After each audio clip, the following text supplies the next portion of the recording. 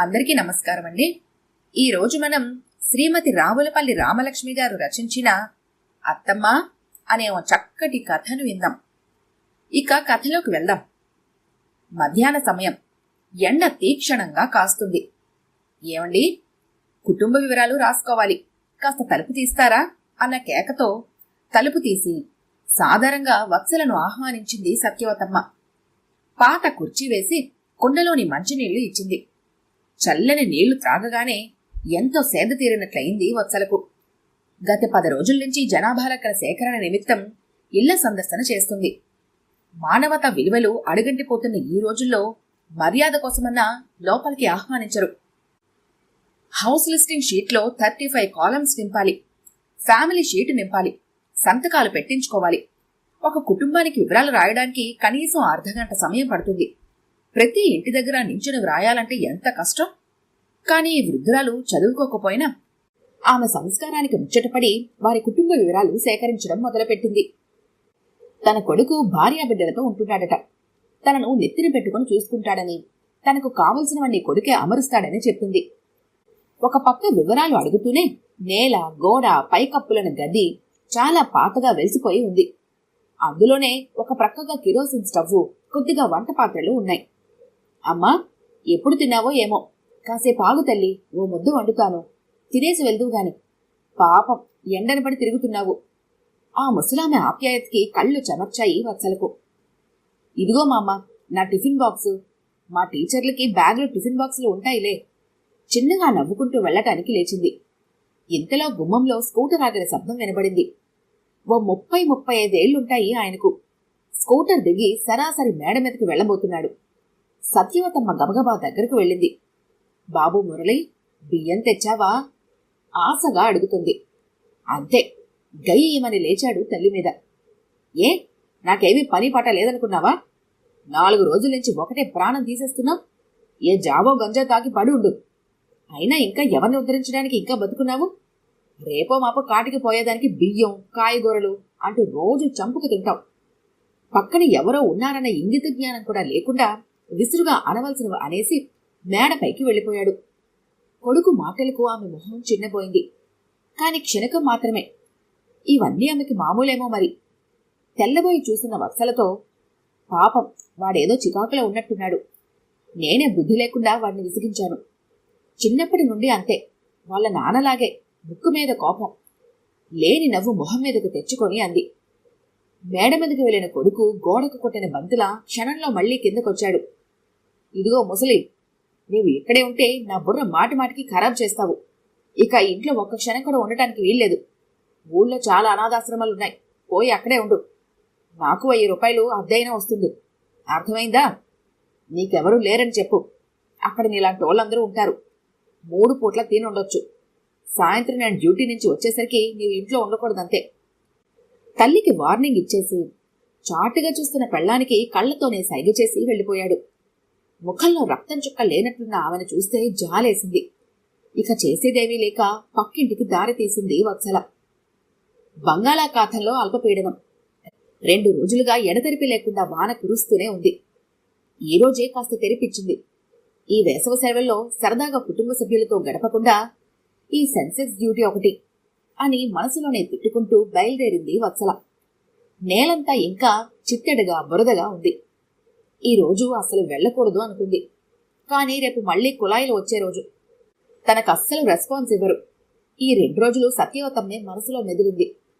ముందు ఆమెను కలిశాక అప్పుడు సర్వే మొదలు పెడదాము అనుకుంది. ఆటోలో అర్ధగంటలో ఆ ఏరియా చేరుకుంది. సత్యవతమ్మ ఇంటి ముందు టెంట్ వేసి ఉంది. ఆమె చనిపోయి 3వ రోజుట. చిన్నదనం చేస్తున్నారు.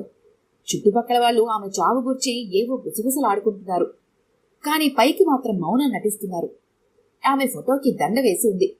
దీపం వెలిగించారు. ఫోటో దగ్గర ఆమెకి ఇష్టమైన పలహారాలన్నీ ఉంచారు. అమ్మకు నాటుకోడి కూరంటే ఎంత ఇష్టమో, అందుకే మా ఆవిడ కష్టపడి వండి పెట్టింది అమ్మకు. గాద్గద స్వరంతో చెప్తున్నాడు మురళి అక్కడి వారికి. వత్సలకు ఒళ్ళు మండిపోయింది. అది నటనేనని తనతో పాటు అక్కడున్న వారందరికీ తెలుసు.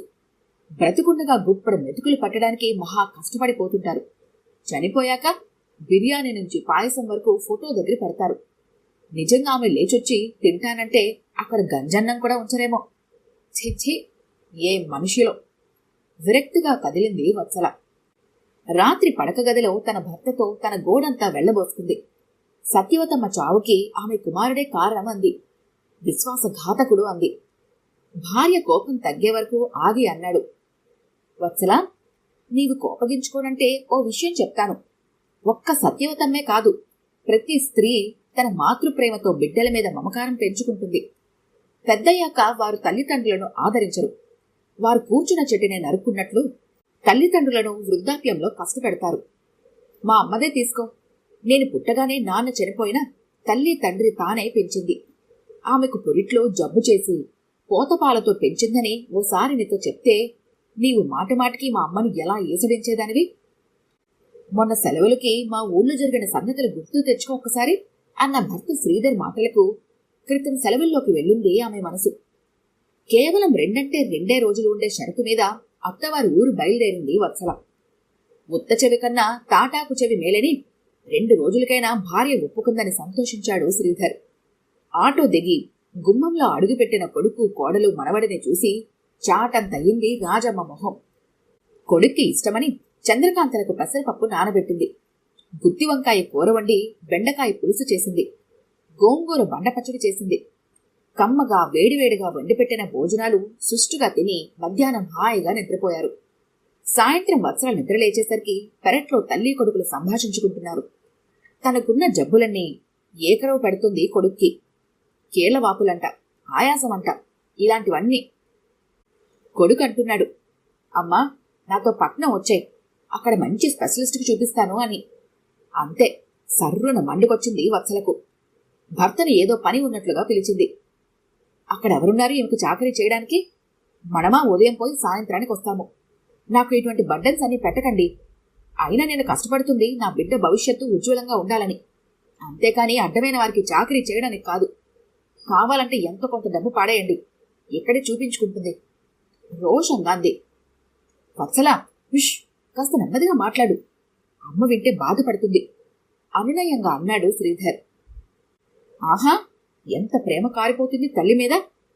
పోతపాలతో పెరిగితేనే ఎంత ప్రేమ అయితే తల్లిపాలు తాగితే ఇంకెంత తల్లడిల్లిపోదురో. దీర్ఘం తీస్తూ అనేసరికి పూర్తిగా తగ్గిపోయాడు. అయినా కడుపులో లేని ప్రేమ కౌగిలించుకుంటే వస్తుందా? అదే తన తల్లికి చిన్న తేడా చేస్తే పిలిపించుకొని ఎన్ని సపర్యలు చేస్తుంది. భార్య చదువుకుంది, కాని సంస్కారం కనిపించదు. తన తల్లైనా భర్త తల్లైనా ఒకరే అన్న భావం ఆడదానిలో ఎప్పుడొస్తుంది? ఇప్పుడు భార్యతో వాదనికి దిగి ఎడమొహం పెడమొహంలా ఉండే కంటే ఉన్న 2 రోజులు తల్లి ఎదుట సంతోషంగా ఉంటే సరి. ప్రతిసారిలాగే తగ్గిపోయాడు శ్రీధర్. తనతో పాటు సమానంగా సంపాదిస్తుందని, తనని చేతగాని వాళ్లా తయారు చేసిందని ఎవరైనా అనుకున్నా సరే ప్రతిసారి తానే తగ్గిపోతూ ఉంటాడు. పక్కింటి ఆమెతో పాటు ప్రతివారు రాజమ్మను అడగటమే. కొడుకుతో ఊరెళ్తానంటివే, డాక్టర్కి చూపించుకోవడానికి వెళ్తానన్నావుగా అని. నా కొడుకు కోడలు తమతో తీసుకుపోతామని ఒకటి పోరు పెడుతున్నారు వదినా, కాని నేనే వెళ్లటం లేదు. నే వెళ్ళిపోతే ఇక్కడ నోరులేని మోగ జంతువుల్ని ఎవరు చూస్తారు? ఆవు దూడలను చూపిస్తూ అంది. అత్తమ్మ తన మాటలు వినే ఉంటుంది కాని వినలేనట్లు మామూలుగానే ఆప్యాయంగానే ఉంది. 2 రోజులు అట్లా గడిపేసి ఊరొచ్చేశారు. ఈ మధ్య అత్తమ్మ పోస్ట్ కార్డు ఎవరితోనో రాయించింది, తమ క్షేమ సమాచారాల గురించి. ఆమెకు మాత్రం తాము తప్ప ఎవరున్నారు? కొడుకు కోడలే తన సర్వస్వం అనుకుంటుంది. ఎంత అజ్ఞానిగా ప్రవర్తించింది ఇన్నాళ్ళు. తమపై మనస్తాపం చెంది సత్యవతమ్మలాగే హఠాత్తుగా మరణిస్తే అప్పుడు తాము ఎంత గగ్గోలు పట్టినా ఫలితం ఏముంటుంది? అమ్మో, దేవుడు తనకు ముందుగానే కళ్ళు తెరిపించాడు. అందులోనూ తను ఒక టీచరు. పిల్లలకు విద్యాబోధనతో పాటు నైతిక విలువలు బోధించే వృత్తిలో ఉంటూ ఇతరులకు మార్గదర్శకురాలుగా ఉండాలే కాని తను ఒక మనిషిగా ప్రవర్తించిందా? అత్తమ్మ అని ప్రేమగా ఆమెతో మెలిగితే ఎంత ఆనందపడేది ఆమె. ఇన్నాళ్ళు 4 జారుడితో ఎంతో బాధించింది అత్తమ్మను. భర్త మంచితనాన్ని చేతకాని తనంగా అలుసుగా తీసుకునేది.